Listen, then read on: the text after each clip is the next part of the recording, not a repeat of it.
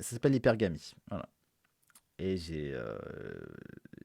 ça fait longtemps que j'en parle de l'hypergamie. J'en ai marre en fait de me répéter. Mais l'hypergamie, en fait, c'est très facile, hein. C'est soit on renvoie les femmes à la cuisine, en gros, on les empêche d'accéder à un niveau social égal au nôtre. C'est-à-dire, on les empêche d'accéder à des hautes études, on réprime un petit peu leur ascension sociale, etc. Ou alors, il faut autoriser les mâles alpha à être polygames. Voilà, tout simplement. Sinon, on se retrouve avec des cohortes de filles super belles et qui ont une bonne vie professionnelle, etc., qui sont incasables parce qu'elles trouvent que aucun mec n'est à leur niveau. Pourquoi? Parce qu'en fait, les femmes veulent un mec supérieur à elles. Voilà.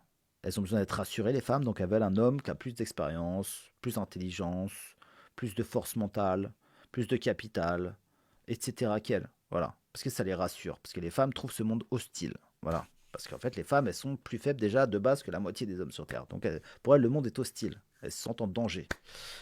Plus, en fait, le fait qu'elles vont avoir des bébés à nourrir, etc. Ce qui est vraiment une anxiété supplémentaire. Voilà. Une incertitude supplémentaire.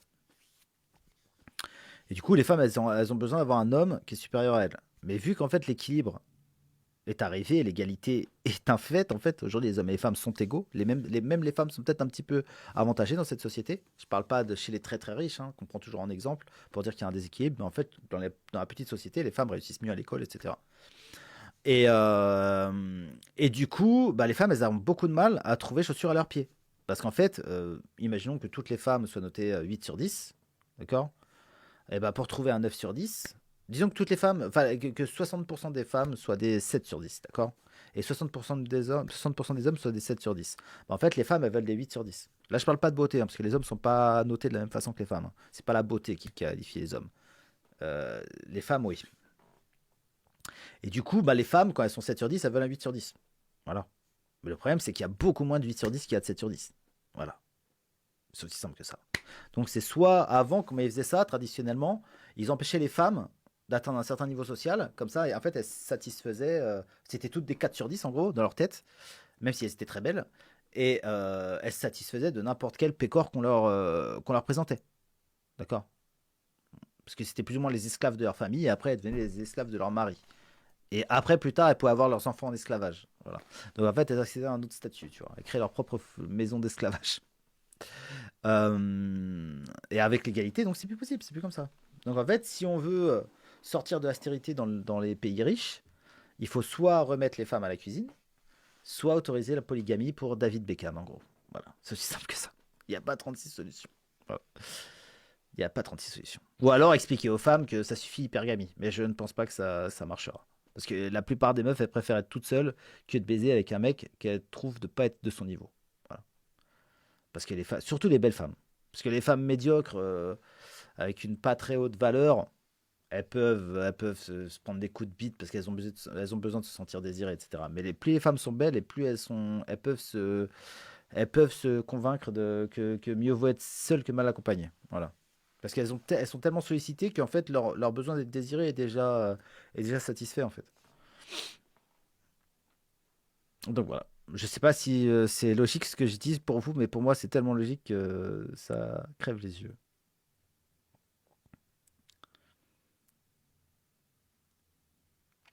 KB, crois-tu qu'un mâle alpha dégage des hormones et que les femmes peuvent le ressentir inconsciemment? Non. Les femmes, peut-être, je sais pas, j'y crois pas trop aux hormones. Je pense que surtout que les mâles alpha, ils dégagent une confiance et une attitude qui, voilà.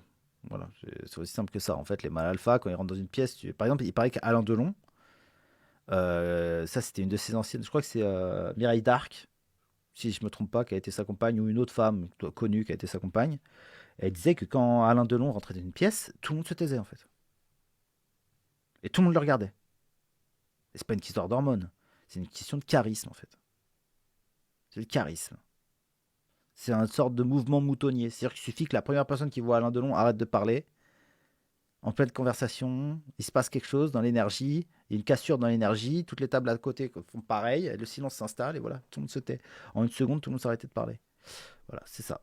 Ça, c'est la classe, ça. Voilà. Ça, c'est la classe et ça, tu peux pas tester en fait. Après, tout le monde n'est pas aussi beau qu'Alain Delon, c'est sûr. C'est sûrement un des plus bels hommes qu'il y a eu sur Terre. Mais C'est sûr que tout le monde n'est pas un nain de long, mais il avait en plus un charisme, ce bâtard, quoi. Il avait en plus un putain de charisme. Voilà. Comme moi, mais je crois que c'est parce que j'ai l'air con. Ça m'étonnerait pas. Je confirme pour de long que j'ai croisé. Assurance, confiance. Et en plus, mais je veux dire, on dit souvent que la beauté euh, chez l'homme n'est pas importante, mais en fait, ça peut être quand même un gros accélérateur. Parce qu'en fait, quand t'es beau, jeune, et que voilà, tes potes ils veulent te ressembler, et que les filles t'adorent, bah ça te permet de développer une putain de confiance en soi et donc un charisme en fait. Voilà. Parce que t'es plus sûr de toi, tu réussis mieux les choses, t'apprends mieux. Voilà. Mais après, il y a d'autres moyens d'accéder au charisme. Déjà, il y a un charisme naturel. Il y a des gens qui ont du charisme. Voilà, naturellement, c'est comme ça. Et il y a aussi des gens qui excellent dans un domaine et qui sont ultra respectés et aimés. Et voilà, c'est le charisme. Je pense que le charisme vient de quand les hommes sont considérés supérieurs par les autres hommes et en fait les femmes suivent. Voilà. Les femmes, par exemple, je vous ai dit un truc, les Célestins. Les Célestins qui me regardaient.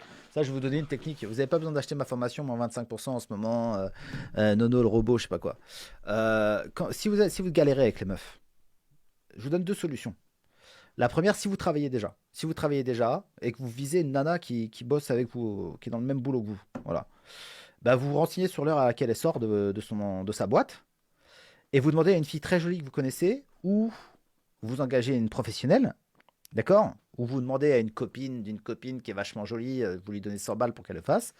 Et en fait, vous sortez en même temps que la fille que vous visez de votre boulot, et vous demandez à cette très jolie fille de vous sauter dans les bras devant cette nana, en mode super amoureuse et tout. Et bien, je peux vous dire qu'à la seconde, le regard qu'elle aura sur vous va changer. Voilà. Après, il faudra assumer, il faudra arrêter de jouer le Célestin. Mais normalement, ça va vous donner un coup de. Quand vous allez voir son regard, ça va vous donner un coup de. Mais il faut que la fille joue bien, il faut qu'elle ait de l'amour dans les yeux quand vous sautera dans les bras. Ça marche très très bien.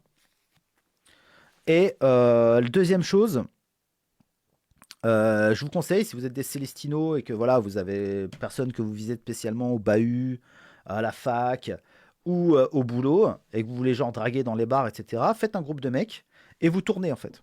Vous tournez. C'est-à-dire que tous les soirs, vous changez le rôle, d'accord?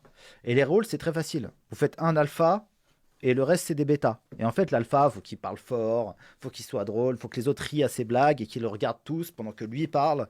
Quand les autres se taisent ou qu'ils sont un petit peu timides, faut qu'il leur donne des conseils, faut qu'il leur donne faut qu'il leur dise va me chercher un verre, etc.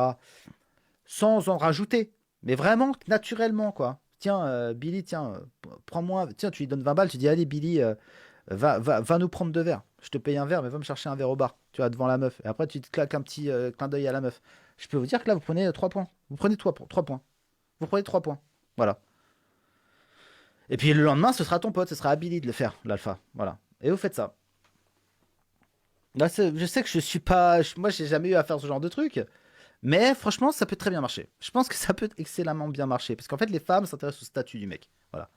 À quel privilège il va lui permettre d'accéder. Voilà. Quel niveau de vie va lui permettre d'accéder. Donc si t'as un putain de dominant, donc voilà, déjà. Mais voilà, il n'y a pas besoin d'acheter des formations, hein, les copains. T'as déjà testé ces astuces? Non, moi j'ai pas besoin. Moi depuis que je suis gamin, je me fais draguer par les filles, donc voilà. Donc voilà. Moi quand j'étais jeune, je m'étais inscrit sur Mythique. Et en fait, je partais au boulot le matin. Et je revenais le soir, il y avait 5 meufs qui m'avaient parlé, je prenais la plus belle et je lui parlais. Et voilà. Et je la baisais 2 jours après. Voilà. C'est comme ça. Tout le monde n'a pas la même chance à la base. Oui, parce que j'ai pas toujours ressemblé à ça, hein, je vous rassure. J'ai pas toujours ressemblé à ça. À une époque, j'étais un peu plus beau quand même. Option 3, devenir riche. Mais ça, c'est beaucoup plus compliqué. Et d'avoir des vêtements qui valent très cher, et que ça se voit qu'ils valent très cher, et être bien habillé, bien looké, et savoir se tenir.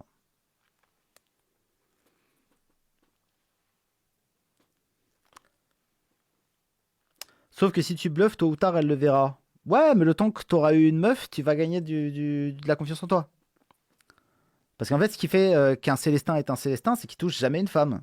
Donc en fait, il n'arrive pas à prendre de l'assurance à ce niveau-là. C'est aussi simple que ça, hein. Tu es trop vieux pour Mythique, mais Mythique, ça n'existe même pas, ça n'existe même plus, Mythique, j'imagine. Moi, je suis sculpteur niveau statut, je suis bon. Allez, allez, allez, vous me fatiguez. Les blagues commencent à être nulles. Bon, allez, allez, je vous embrasse. Hasta mañana.